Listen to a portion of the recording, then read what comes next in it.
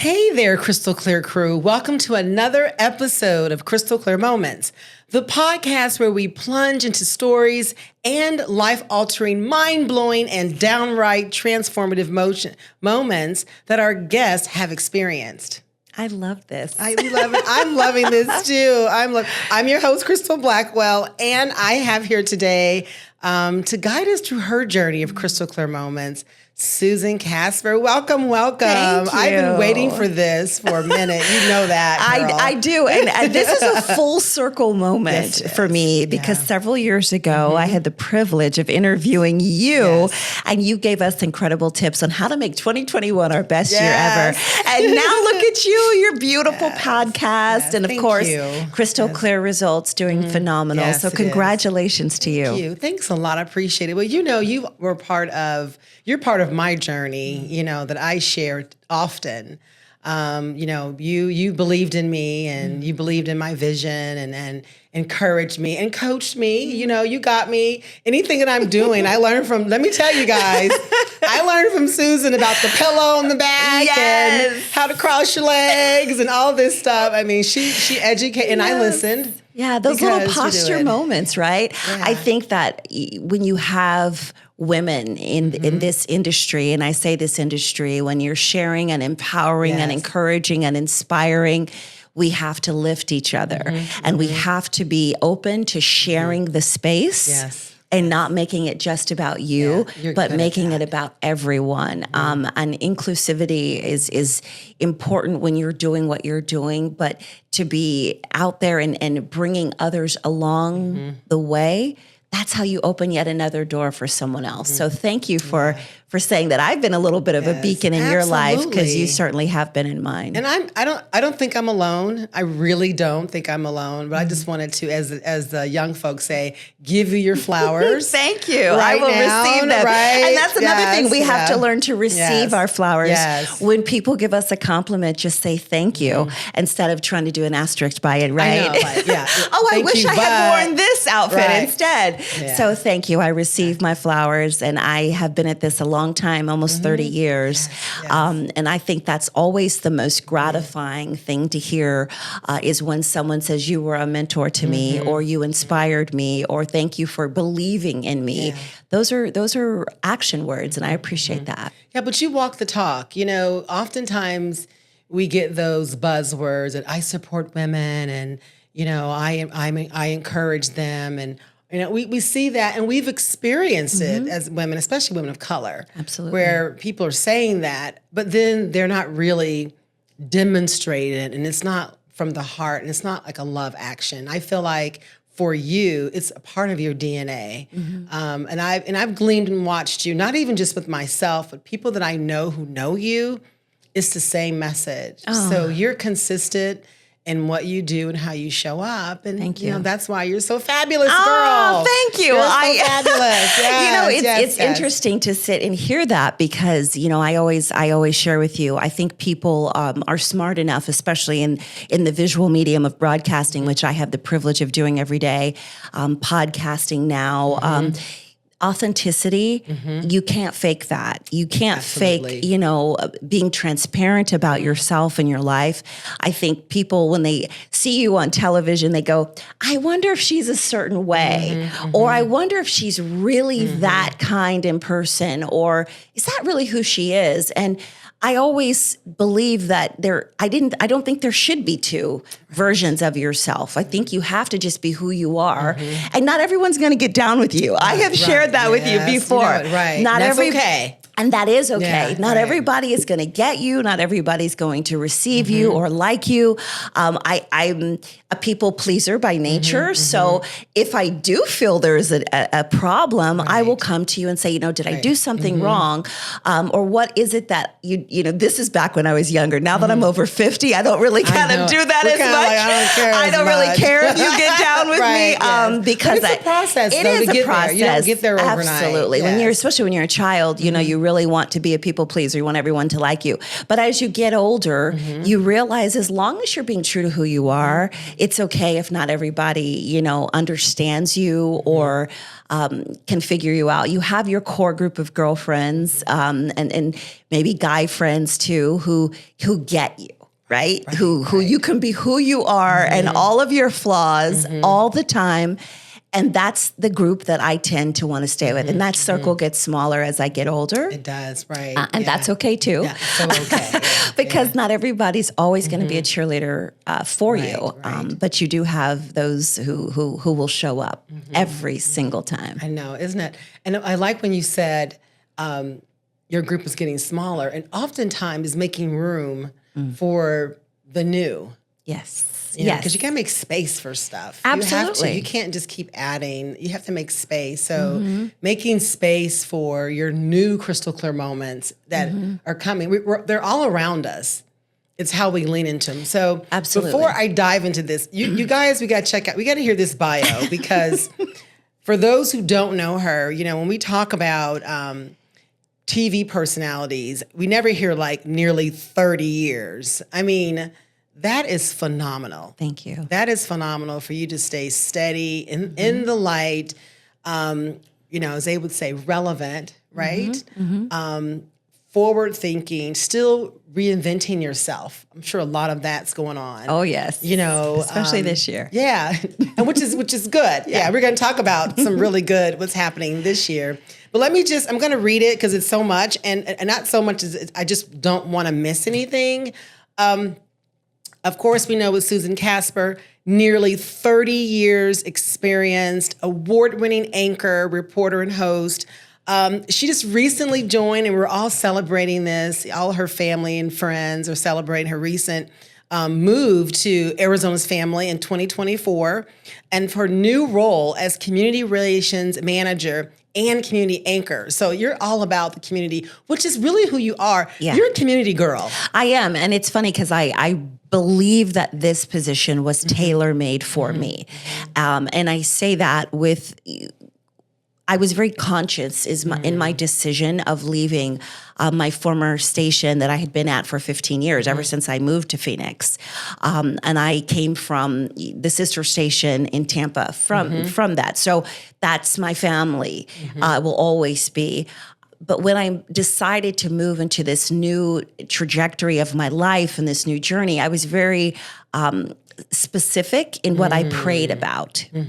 I prayed for a specific thing for my next, because I knew I had kind of finished that chapter. Not that it wasn't a great one. It was just time, I felt, and we'll talk about kind of some of my medical stuff in a bit. But I knew my career path, it was time to move. And it's very easy to get complacent when you're doing something that you love, and that's easy in the sense that it doesn't require a whole lot to show up and show out, right?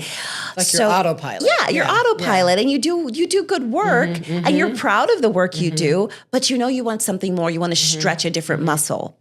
So when I made this decision, and I prayed very specific about what my next career move was going to be, I didn't expect it to look like this, and it didn't come at me like this originally. I had to be very firm in what I was going to accept, and I kind of and Arizona's family allowed me, and with their help, evolve the position into an on-air position, because originally it was just community relations manager.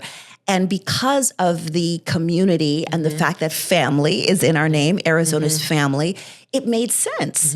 And I don't think everybody could have embraced it and visualized it the way I did, but I knew that this position could hold an on-air talent with it, because there's a lot of station initiatives that we do. So they tailor-made it just for me. So I knew it was God-led. It just didn't show up in the way I had expected. It never does. So I really want to unpack so much there, so much. So we're going to lean into crystal clear moments in your career. Okay. Because that's where we're at now. And so I like for you to share, what was that crystal clear moment when you said, it's time to transition? When I woke up and I realized I don't love doing this. And how was that? How did it feel? it felt incredibly scary because I only know broadcast news, and I had done news, hardcore news for years, decades, and then transitioned 10 years ago into a lifestyle show, which was just a new way, again, another kind of notch in the belt, if you will, of something I can do that's fun. And I had a chance to interview incredible business owners. And my franchise at the time, Community Connection with Susan Casper, was a way for me to kind of highlight nonprofits in the Valley. And it was really rewarding. And even towards the end, it was still rewarding, but I knew that it wasn't my end game. Right, right. And as I said, I'm 51 years old. So in this business, time runs out, you know? And so I just wanted to make sure that I was moving at the right time, but still able to hang with the young journalists who are coming in. Right. So I went into work and I just realized I don't love this anymore. Like, it doesn't make the hairs on my arms stand up. I felt like I was a little bit on autopilot. And that was scary to me because I never want to dial it in. When you get me, I come in hot. Yes, I'm a big personality. I know that, and I embrace that. At first, I tried to dim it. That's scary. Yeah, it is scary. I tried to dim my light, and I found totally myself kind of bringing my Shrinking. shoulders over and Yes. shrinking. Yeah. But I am a big personality, right. and I I get am that. blessed to be that. And I didn't want to keep feeling like I had to shift my energy To to fit. fit. Right. And so for me, it would just made sense that it's time to move on and to do something that was very meaningful every single day. And like I said, when it came at me with community relations manager, and then we added the community anchor into it, then it made sense because I can still lean into my broadcasting career and degree, but still touch the community in such a special way. And it's a full-time gig. Like even if I wasn't doing this, when you're a television personality, it's a full-time job. People recognize you. You have to be on. You have to be patient. If they want to take pictures, if they want to talk. Some people aren't, but I am. I love embracing that. I thank you. If you see me in public, come say hi. Right. Do not. You are incredibly open. Yes, I am open. I want to be always, because I don't do this just to be on television. I do this because I love it. I love storytelling. I love being in the community and touching people's lives and hearing their stories, introducing viewers to amazing nonprofits that are small, mom and pop, or grassroots efforts that could be a catalyst for somebody having a better life. That's not, lip service. That's who I am. Yeah, that's it really is. that's my fabric. That's my DNA. So what did you learn about yourself that you didn't know recently? Like what's your recent ooh, I didn't know that about my And I kind of and you may like it, or you may still be. I'm still figuring it out. Yeah, I've only been at it. It just passed my 90-day mark. Believe it or not, the probationary period. They're gonna keep you. They're gonna keep you. They better. Yes, they keep telling me, and I would say this with the utmost humility. I wish they could, they could clone me in some respects. I wish there was too, because it's a lot of work. But what I found out about myself. Manager is in my title, and I am a team player, but I never felt that I was a leader. People put that leadership role on you. Right. But I remember I was this was years ago, but I was asked to be the cheerleading captain at my Which college. is a leadership role. I couldn't stand it, Crystal. I was like, I went to the coach. I go, please take me out. Was it the people stuff? It was the people stuff. Yeah. It was, having to manage people, having to, I just felt like I don't like confrontation. That's just me by nature. That's a Libra thing. I'm non-confrontational, but I'm very much a balancer. Like, I'm all about justice. Right. If I feel like there's injustice, I will come for you. But I don't always have that skill in myself. Like, I don't always know, how to push that out for myself. I don't always fight for myself in the way I wish I. As I've gotten older, though, I'm embracing that more. But what I learned about myself in this new role as manager, I can manage. Yes. I can manage, and I do it every day. Yes. It just manifested itself differently. So now that I'm in a managerial role, I have an office. I notice people come to my office, and I heard you had a really nice office. I love I my heard office. you had like I a do. baller office, all right? You got like the boss office. I love my and office. you should brag about that. Well, because, thank you. I love that's an my office. accomplishment. It is an Yes. accomplishment. I've been in this business almost 30 years, and I've always worked in a cubicle setting because that's just the open format of a newsroom. You know, it allows you to cross ideas and allows you to exchange ideas and energy. And there's a very wonderful energy in a newsroom.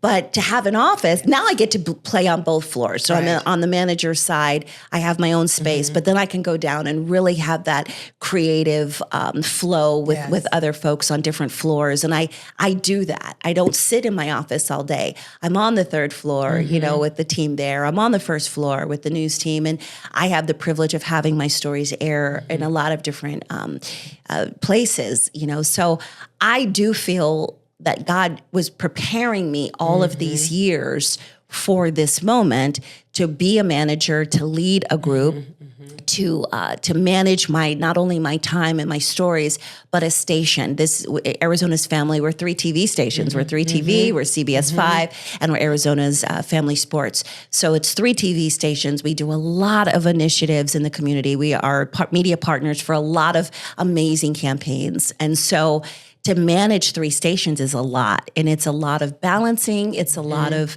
making sure people feel comfortable coming to us and sharing their stories. And maybe it's just picking up the phone and thanking someone for sending the email. Or it's going out and putting our name and activating a booth or sending an MC to an event. It's all of that. All of that. All of that. Plus, I'm still doing my own franchise, which is In the Community with Susan Casper, which is a great name because it's truly what I do. That's what you do. What I love about what your new role is as a leader, when you think about it, you've been doing it anyways. Yeah. I mean, I think as mothers, you know, as women who are taking control of their own lives, you know, really taking control of their destiny, you're leading. So a lot of those skill sets are transferable. So I'm sure some of this is easy. The people part that's the wild card, right? People are people. They show up with their baggage and their gifts and whatever, right? So, but the structure of leadership, you've already been doing that. You know, it's just the people part. Right. And and you shared that with me because I used to ask you all the time when I took off my TV hat and just, you know, my woman to woman hat with you, I would say, I don't know if I have this. And you're like, you do. You just have to figure out how to push it forward. And I think the one thing that I used to cower from was the fact that sometimes, not sometimes, but I feel energy. So when I hug someone or if I talk to someone, their energy transfers to me. And not everybody, like I said, either gets along with you or likes you, but sometimes people do have a lot of negative energy. So that's why for me managing was scary because all of this energy is now coming at you and you're having to kind of compartmentalize it and go, okay, well, all right, I can deal with this, but then I got to go over here and deal with this. And I'd rather just not deal with it. So that's why I felt like I didn't have the right skill set to be a manager. But now when you're in charge and you have to make those key decisions. And I have been told, you know, on more than one occasion from my supervisors, we trust you. We trust you to make the right decision. That's huge. And that's hard. That was hard for me. And What was hard about it? It was hard because I'm not used to that. When, you know, like I said, I have worked in stations where you're micromanaged, where you're constantly being told I have to rein you in or, you know, dimming my light. So, and you're constantly guessing, well, do they trust me? Do they think I'm capable? And yes, and, you know, when people say, oh, we love Susan, that love is an action word. I don't see it. I don't feel it. Exactly. Yeah, you're not empowering me. Right. And there's a lot of people who probably have been told that on their job. Oh, we love so-and-so. We love having her here or him here. But then they don't reciprocate that through believing in you, through giving you responsibility, through elevating you in words. And we don't go to work every day to get an email at the end of the day saying, Thanks for showing up, Crystal. Right. And you're guess what? swell. We don't even expect it. Exactly. Like, that's not why you show up. Exactly. That's not even on the list. No, it's not on the list. I'm actually scared if you did that to me. Because you're like, what do you want? Right. I'm actually like, either you're snowballing me, right, gaslighting me, right, something here. Right. Yes. But to have this role now where I actually hear on a daily, if not weekly basis, hey, we trust you to make the right decision. What did you decide to do? What is your activation plan for this? It's like, wow. And I'm looking over my shoulder like, wow, they are talking to me. So now I stand in it and I embrace it. I embrace it. And I'm still learning. I feel like we should always be lifelong learners. I don't think there's ever anyone on this, if you're with someone who feels like they know it all, that's probably not the company. And I love being in company where the people in the room are smarter than me. And that's important. It's always important to be in a room where people are smarter than you so that you can learn. Absolutely. But I'm also willing to give. And I took on a lot with this role and it had never been done before. So it's not like there's a book that I can go to and say, oh, this is how it's done. I am the book. I'm the blueprint.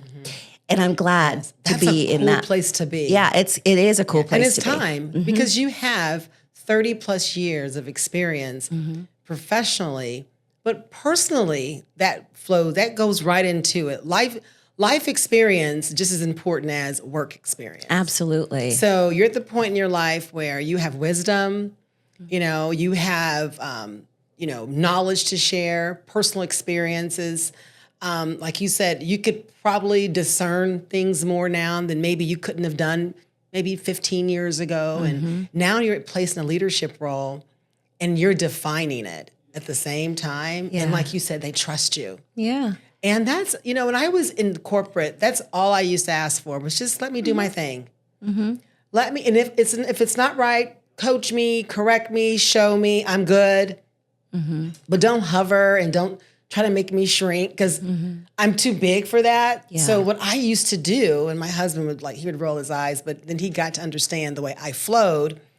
Susan, if it didn't work for me, I would leave. And I didn't know. I thought, it looked like, well, what's going on here? I couldn't put my finger on what it was. But I knew as an early 30s and 40s, I knew if my values didn't connect with that business and if I wasn't allowed to be Crystal, and, people weren't saying, be authentic, and people weren't talking about that at that time. It was, you get a good job, right? You stick, you don't quit, and you wait for that to retire. And I just it couldn't force me. I love that. I love that you had the courage to do that. It was, it was a bit of courage. And also I just trusted me. Like I knew what works for me. Now in some organizations I flourished because it lined up. And I sense that for you right now. Well, it's interesting that you said what you said about, you left. A lot of people stay too long and then they become counterproductive because now they're just, doing things to just make it work, so they can keep getting that money or that paycheck. You have to believe enough in yourself to know I got me. And I will say the one thing for me, because you brought your husband up, I was very much on the fence about whether I should leave. I had a great gig, paid well, and I had notoriety. People knew me as that. I had kind of it was truly who I am. It identified me.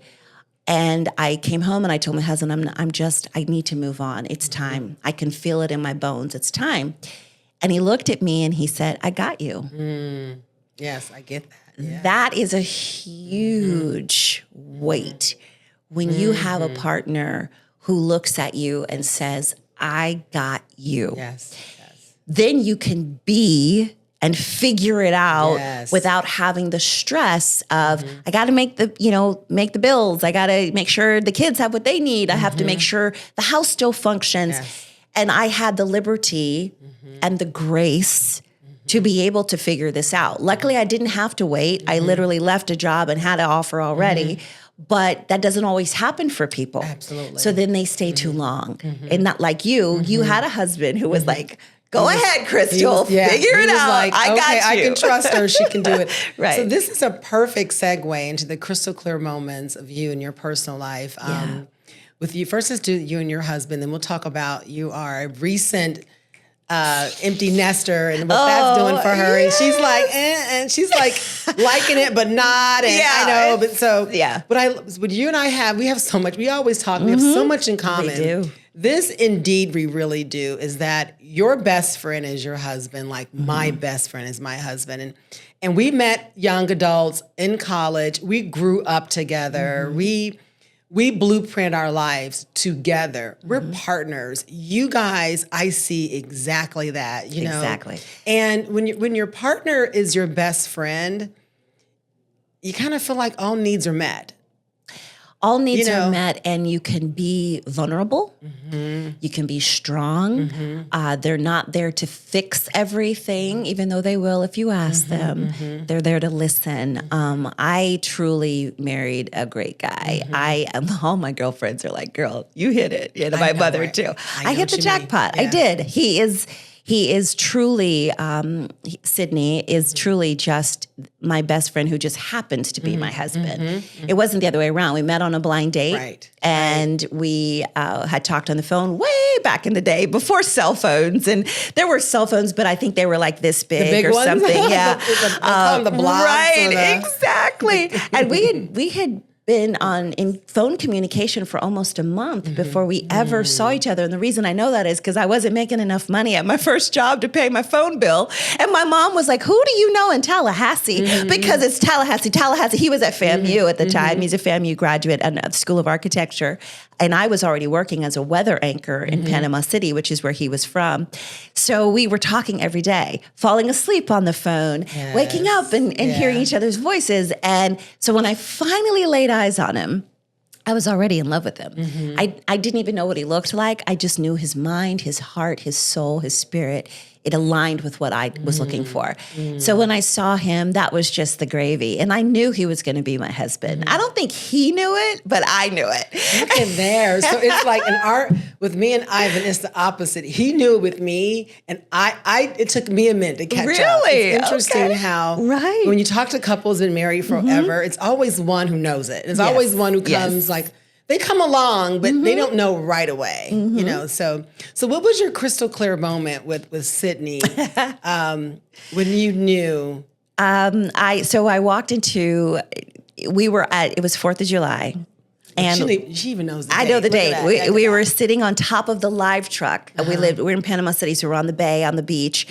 And we would all go, we were back then in small markets, your family, you know, that your TV family is your family. And so Sydney was my best friend. And so he was with me all the time at every station thing. And so we're sitting on the live truck watching the fireworks. And Timmy Zell, our sports anchor, says, you and Sid should date. I'm like, no, we're friends. And I told him that night, I go, do you know Tim thinks we should date? And he started laughing. He goes, and we kind of looked at each other like, should we? Like, should we think about making this something more? Because when we met, we knew we liked each other, but he was in a different place. I was in a different place.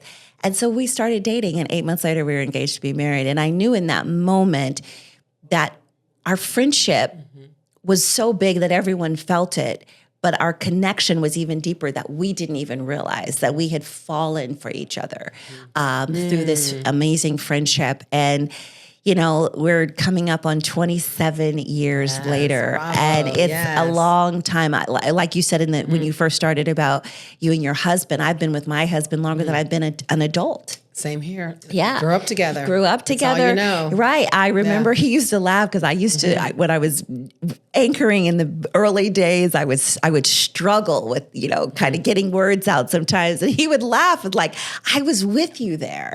I was with you. He saw you grow and he saw me and him as well. You know, Yes. he's a partner now in his architecture firm and his office director, and he's just incredibly talented, and it's been a joy to watch all of the blessings that God has bestowed upon him and myself, and we have elevated and ascended at the same time, and it's really it's really wonderful because there's no jealousy, there's no backstab. You make more than me. No, you make more than me. There's couples who do that. Couples who've broken up because of that. And the Right. popularity, my husband has always said, I share you with this community. And he chooses to do that. He chooses to do that. Yes. We can both walk in a room and be okay apart, but together we are a force. Absolutely. Yeah. I understand that fully. So talking about marriage and friendship. So, because there's been a lot of talk, a lot of podcasts. We're talking about marriages and relationships.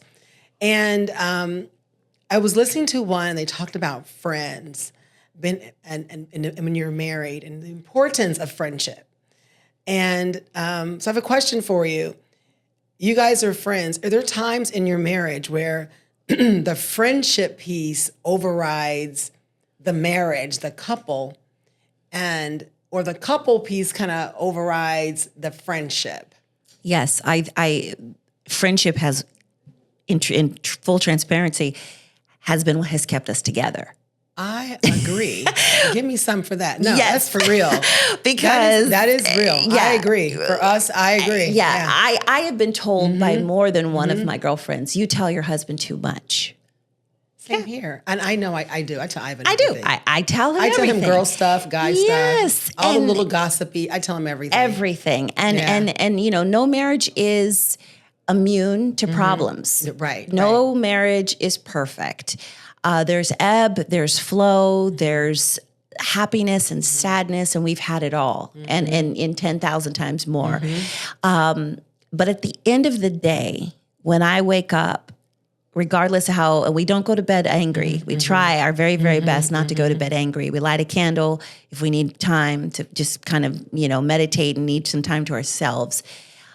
But when I think about where I want to be at the end of this journey in life, to look over and know that I have spent my entire adulthood with a man who loves me unconditionally, through my ugliness, through my attitude, through my happiness, through my ups and downs. He makes me laugh. He makes me cry. He's got me. He is that gap for me. And that, at the end of the day, is the friendship part of it. We love each other, which is the marriage part of it. We have produced two amazing children together. But at the end of the day, we're friends. And I share with him things, even the hard stuff. Yes. The stuff that you... Sticky, icky, smelly, not fun. Yeah, like... the part of you that you're probably embarrassed Embarrassed or about. shame, or... Yeah. They know where the bones are Hidden. Exactly. But that also, because of that honesty and truth, you can get through the rocky roads easier. And, the girlfriends who have said, you tell him too much, is because they were like, girl, I would have taken that to the grave. But he knows me too well. He can tell when something's off, just like I can look at him and tell when something's off. So when you are truthful with each other, then you can get through the ugliness, and you can get through, the pain of what that feels like. I really love that. I love that for you guys. I like being able to, I like seeing, I don't even know how this sounds. I like seeing us. I see you guys, I see the reflection of me and Ivan. I like seeing that because, that like knows like, spirit knows spirit, right? And when I see you guys together, I know that it's very similar to what me and Ivan has. And that's a unique thing to have. And I know you guys protect it because I protect mine. Absolutely. And You you almost have to have to protect it. and you have to protect the heart of your husband. Like, you have to know when things are bad, you want to make sure you protect his heart, and he works to protect mine. That doesn't mean we don't have, missteps, but at the end of the day, you go, I don't want to put him through that again. Or, I need to do better next time. I don't want him hurt. Because I saw how that made him feel. Absolutely. And I need to do better. Yeah.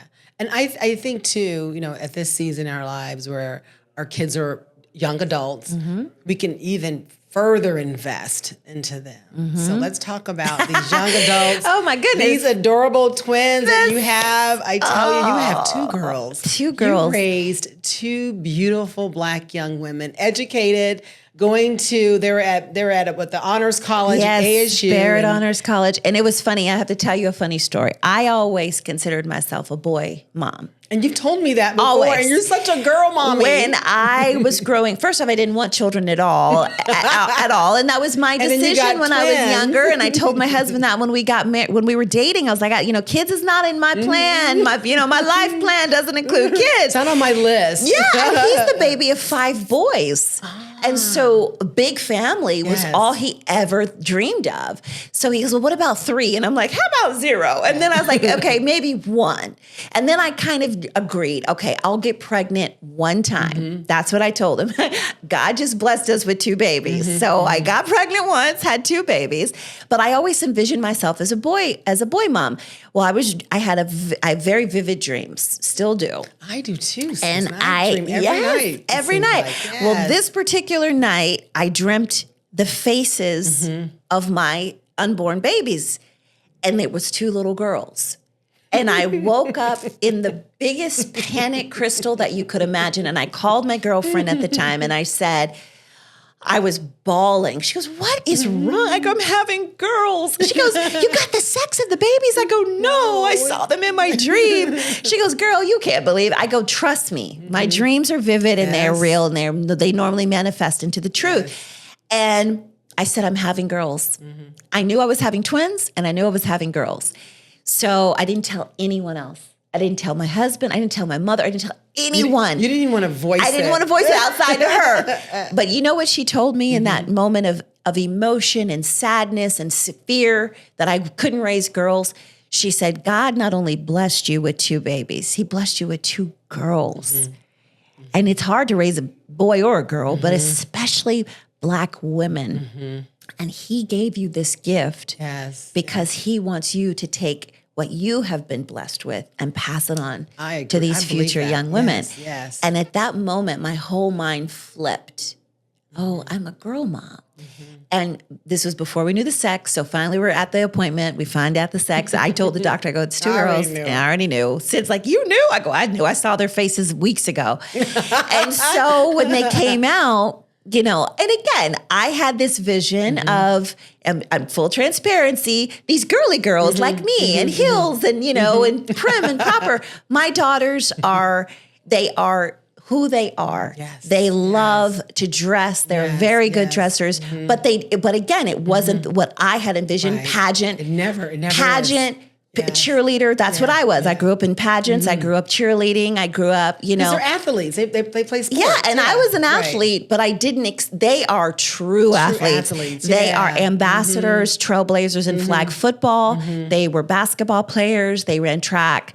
They are authentically who they are. I wish I had the bravery that Sophia and Sierra had when I was younger. I wish they are leaders in every way. And they are the coolest kids. Like their style is just amazing. And I never had to worry that they were showing too much skin or that because guess what? They love what they love. They're modest and they're like, you're right. They are cool. They have their own look. They have their own look. Own identity. They want to wear they want to rock sneakers with dresses or just I kind of like that. I do too. And I was like, I get it.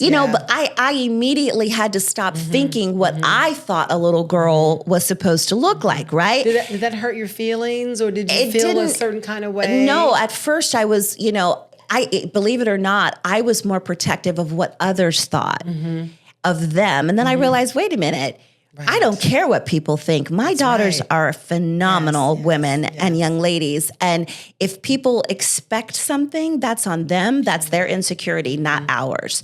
And I said to both of my daughters, you be whoever you want to be. I back you with whatever, however you want to dress, however you want to look. My daughter always had this edgy haircut. She wanted to shave her head on one side. And my husband's like, this is coming at me a little too fast.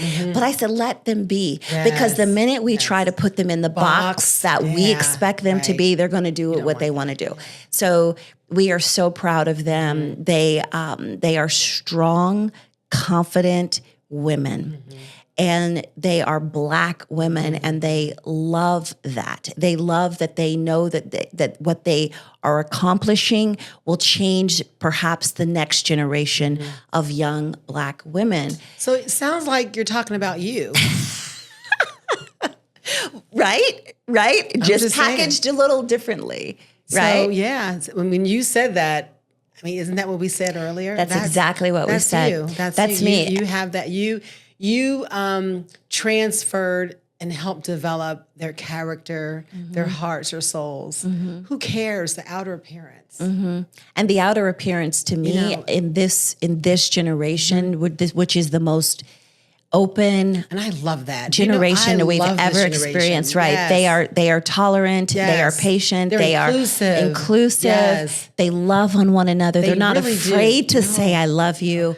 It's beautiful. Yeah. And they want to improve. Like self-improvement to them is what they want. They want to be better. Exactly. They want to be better than their past best self. Exactly. Yes. And they want to make sure that everyone who is trying to figure out who they are, right? Identity is important for this generation and the younger generation, trying to figure out where they fit in and what, And they're not in boxes. They're not going to fit into what we had like 3 boxes. I'm just exaggerating. We did. And there's like 50. There's 50. Yeah. And all of them are worth exploring if that is where you feel if you're in a space where you're not comfortable, figure out a space where you can be comfortable because you're only going to thrive if you are truly who you are. And it was funny. It always, it's emotional for me when one of my daughters was really trying to figure that out. Because again, I would lay out when we were laying out clothes for our kids, you're gonna right? Wear this. She's like, I don't want to wear that. And I would be like, why not? This is what you're supposed to wear, the high heel shoes. And she's like, Mom, that's just not who I am. And after a while, she finally just came to me and said, Mom, I'm not comfortable. I bet that. And it hurt my heart.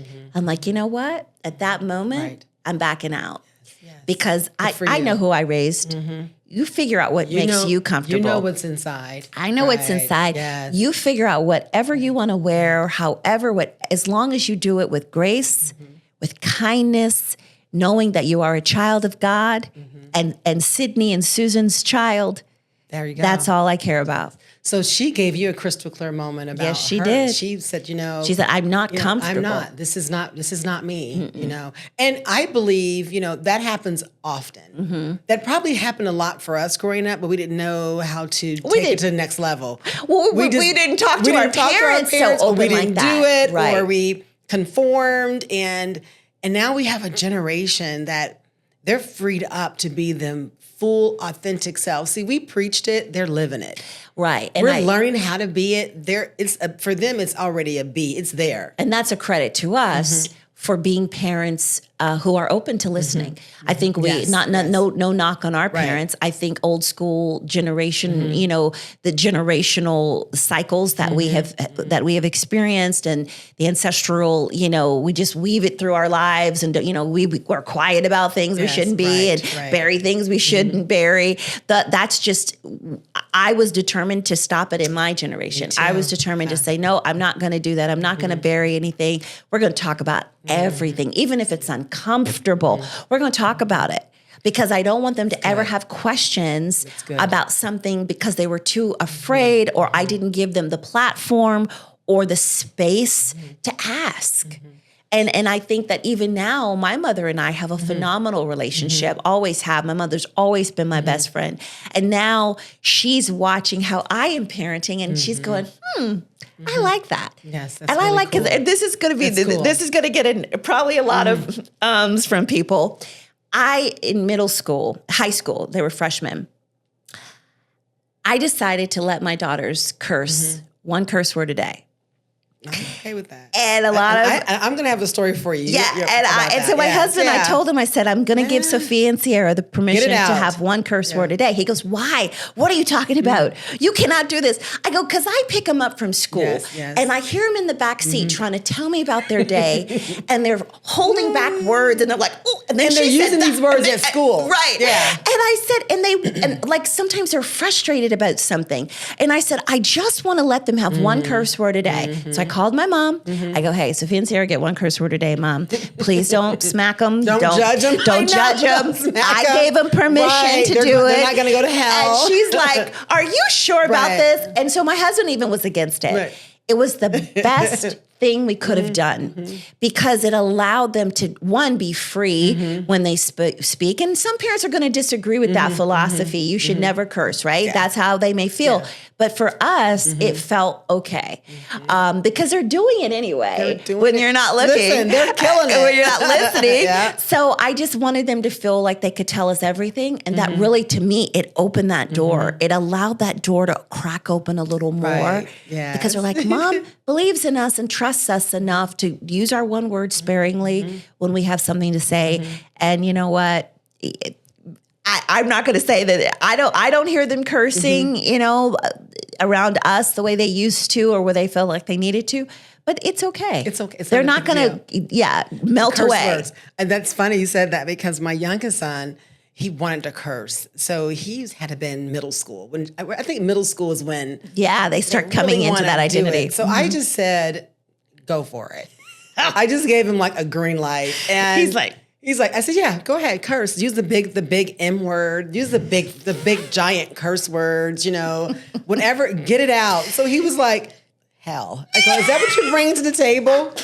I mean, I really want you to curse, get it out, just rip it. So he did. He struggled, but he got it out. But then he was looking at me like, what are you doing here? I wanted him to. First of all, I think we put the profanity up on a pedestal. It's expressing. I didn't, and you didn't either. We didn't make it a big deal. No. So we took it down some notches. We made it almost regular. Right. It wasn't anything that's going to get us upset. It's, you know what I mean? So, you know, I'm sure, again, he did with friends, but he didn't struggle around the house. So things would every now and again slip out. I didn't freak out. Because I didn't give it any power. Right. I took away all the power saying, just rip, go at it. Right. I crossed my arms. Girl, hell. I'm like, is that... Come with it. But, you know, again, I think it's that expression, Peg. I think kids want the room to express themselves. And normally when they would say a curse word, it was because they were telling us about something that had happened in the cafeteria or in the classroom. Sometimes it deserves it. Right. Or they were recalling what someone else said, you know. But again, taking away the power and allowing it to be in that space of expression, it opened so many doors. For us in our home to the kids just felt like they would just lay in the bed with us and just talk and not feel like they had to edit themselves. Yeah, it's beautiful. It's nice to see them in this space and you embracing them close but near. Yeah. They're close but far, I guess what I'm saying. Yeah, they're close, they're still near you. You can get to them, but they're actually kind of far. It feels far away. You know? Empty nesting is for the birds, I tell you. And I loved it. I loved it. Like the day one, I was like, yes. I think your husband and I talked about that. Yes, he loves it. I loved it. But see, I think this is the deal. You're in a household where you're the majority and he's the minority. He's the only male. I was the only female. So I think for our perspective, we don't have to worry about a robe. I didn't worry about a robe anyway, but yes, I get it. And it's the little things that dad's not going to do in front of the girls. Right. Mom's not going to do in front of the boys. So respectful. So I think we're celebrating little things that you guys have taken for granted. For 30 whatever years. I agree with you. Right. I agree with you. He always says, I get my wifey back. You know, I get my boo back. Because when we're home, you know. Oh, we're zero focus. Even my kids are adults. They come to my home, I focus. It's all about the kids and making sure that they're comfortable, that they're fed both spiritually and physically. There's so much that we're juggling. And then, of course, we have these huge careers on top of it. So the little slice that sometimes I think he feels is left for him, he gets me, all of me. But I do say he takes me out to dinner a lot, so the empty nesting is getting nice. It's nice. It is nice, and they're doing so great. I mean, my daughters are just like your boys. That they're very accomplished. So we don't have to. You know, the parenting is pretty easy, right? In the sense that it really has. I mean, like. I was joking with my mom on the phone the other day because the girls they always check in. We had this thing when they were little, they checking in, like we had walkie-talkies for them. They'd be out playing, checking in. So they check in even as, young adults in college. And so the other day they were a little late checking in and they were like, oh yeah, we had to stop and we had to give a homeless guy some food. And they do this on a regular. This is who they are. And she goes, yeah, we were buying him a sandwich and we were in the mart and the lady's like, we told her what we were doing. And she goes, well, go back and get 2 more bottles of water and some chips. And so I was telling my mom, I go, we're so blessed to be able to, at the end of the day, to worry that our kids what are they doing today? Feeding the homeless. That's the biggest worry that we have, is that they're figuring out how to make the world a better place, right? We're not worrying about all the other stuff that so many parents have to deal with.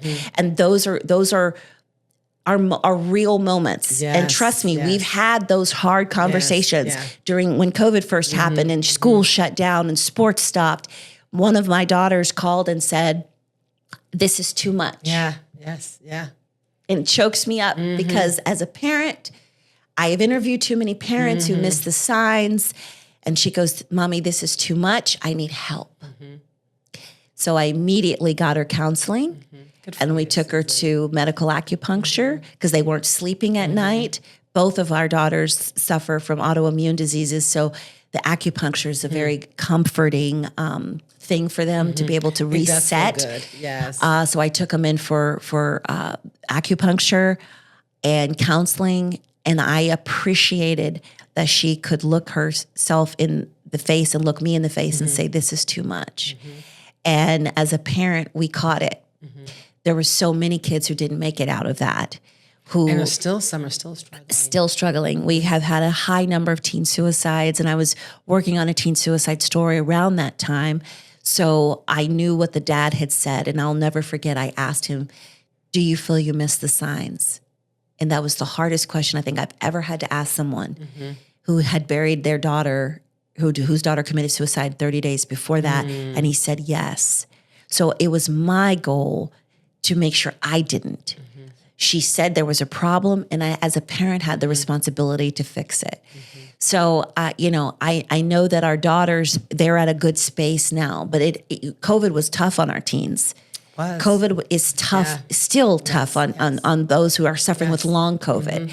And the emotional toll of that pandemic, it's going to be far-reaching. Yes. Far-reaching. We're still in the post-pandemic space. Absolutely. Kids who didn't get to graduate, kids who were high achievers who became invisibles, right? In a matter of just, one incident. So it was just a really tough time. And, to the fact that they're on the dean's list and making straight A's and that's the good stuff, right? That's us saying, thank you, Lord, that we were paying attention. Maybe a curse word here and there, Got to get it out. But we are just so blessed that at the end of the day is who they are, and saving the world and feeding the homeless. That's just who they are, and it's just a blessing. That's good. You're a good mommy. Thank you. Good. You too. You're a good mommy. Your boys. I know I love one my of them job. is. Yes. That's the one thing that I love the most is being a mom. Absolutely. So whatever comes with that, and I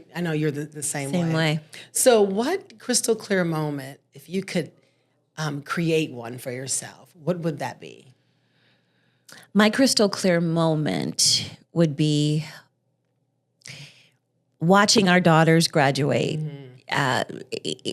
hopefully in one of the top students in their individual and respective classes, and staying present in where I'm at right now, which is being a facilitator of community content, storytelling, and really allowing this community to feel heard and seen, whatever that may be.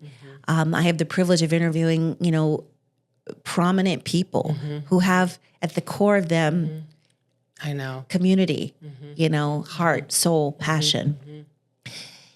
Just knowing that I made a difference in someone's life. I got an email from a gentleman who was at a recent PATS run that we had. He was a Vietnam veteran, Purple Heart recipient. And he wrote an email, "You made my month," because we told his story and we shared it. And I said, that's exactly what we wanted to do. You know, you are a hero in our community, and thank you for sharing your story, but thank you for thanking us. We made this man's day, right? We made his month, his year, whatever it may be.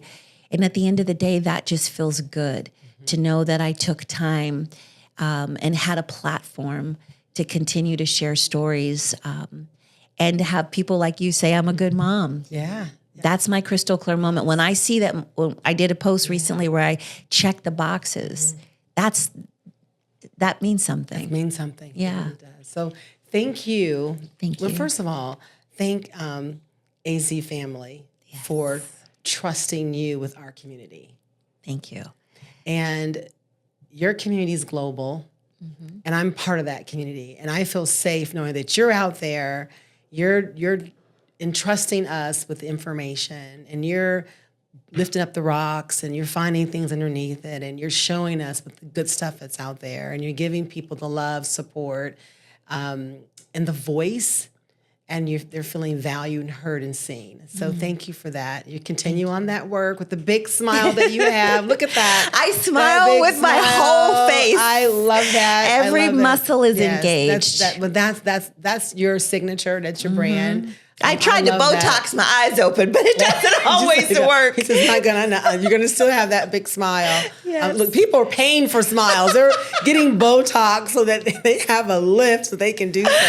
Sorry, Thank folks. you. This is the real deal This is here. the real Yeah, deal. this is the Well, real and I deal. want to Yeah. thank you, Crystal, again for all that you are doing in this community. Crystal clear moments. From the moment you told me the name, I was like, oh, that's good. You are an amazing woman. And I you. thank you for just being my mentor, you know, when I needed help with making this transition. So thank you for sharing your space and your platform. Thank you so much. I Yeah, love you, girl. I love you Thank too. you.